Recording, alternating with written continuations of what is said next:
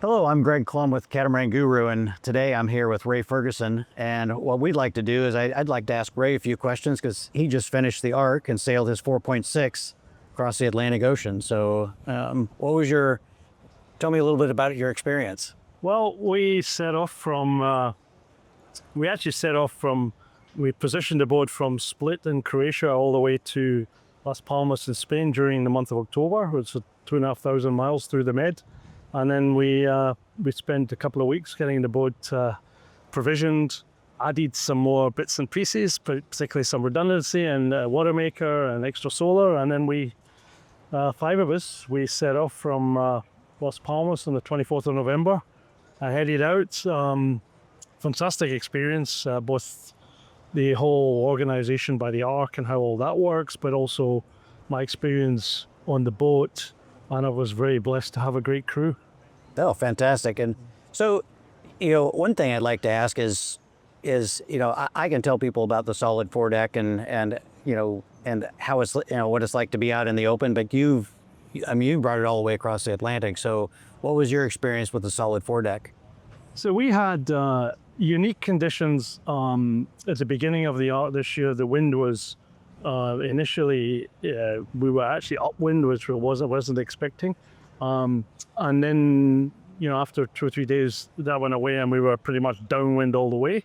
And I think being with the difference when I sail on a boat with a net is that they do move more. And I think this boat feels in a big sea, it's more stable platform. Yeah? I don't think the boat moves. We had trouble cooking maybe 2 or 3 times where we were moving around just a little bit much, but most of the times this platform feels very stable. The boat doesn't creak that much. You get to know where the creaks are, and it's usually in the ceiling panel, and you can kind of pick it up and sort of there.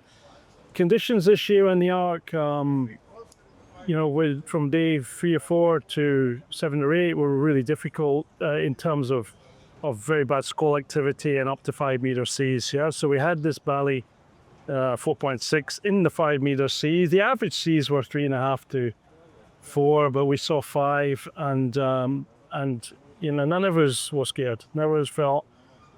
We sailed the boat. Our watches we ran from the flybridge on the Bali the whole time. We always did our watches up there. We were always strapped on. We always had a way of getting down using the jack line, even in the high seas. So we didn't steer from inside. We enjoyed being outside, weather permitting. It was a great way to go. Fantastic. So for those that have never been offshore, what's it like to be out in the middle of Atlantic, and how did you guys do your rotations? Yeah, so being out in the Atlantic, the first thing that surprised me is 175 boats leave from Las Palmas within an hour, and within 3 days you don't see anybody, and within 5 days there's nobody within 50 miles. Yeah, and you look on the AIS, so forward AIS and through the internet, and there's nobody within 50 miles. So we went 11 days without seeing another vessel of any kind. Yeah, and so it's not like you're in an Ark and there's everybody waving at each other. That stops for 12 hours. It's a big ocean. Yeah, so I think that was a bit of a surprise to us, and that creates an element of vulnerability and everything else. And in this year's Ark is not an Ark that didn't have its challenges, and many vessels had a lot of gear failures. We had a vessel that almost sank. We had a vessel that had a man overboard who wasn't recovered. A lot going on, but we were fortunate that we got across with minor damages. Yeah. We had stuff, and we had to repair some stuff, and we had 2 trips up the mast in the middle of the ocean to fix stuff. But this boat arrived into St. Lucia, and I was 4 or 5 days later out sailing again, tidied up a few things, cleaned it, and it was all in good shape. All right, so now that you've finished the Ark, what's next? It's a good question, because I'd do it again tomorrow, particularly if I could find exactly the same crew, because I got on so well, it all worked well. You asked me about my watch systems earlier.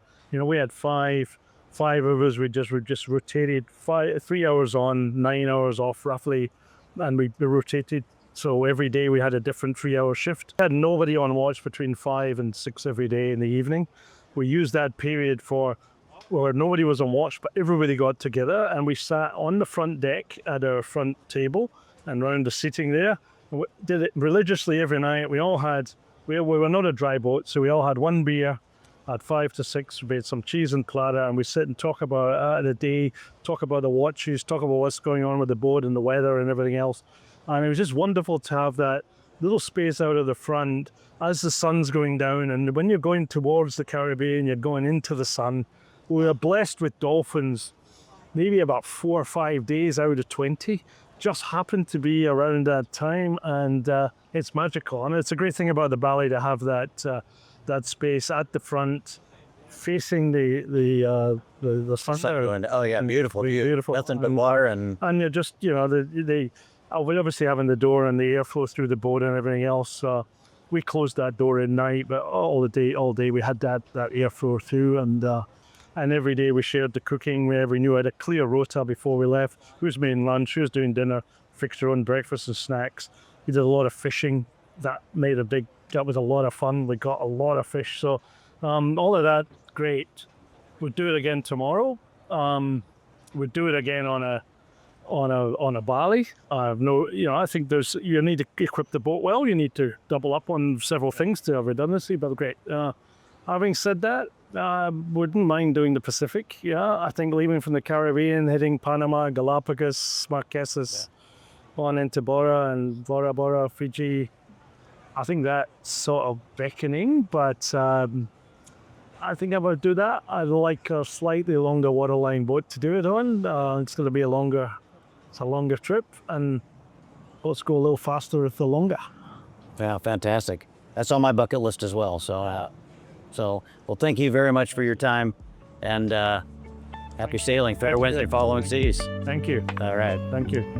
Thank you for watching. If you like what you saw, be sure to check out our website, catamaranguru.com, and for our YouTube channel, like and subscribe as well to get updates.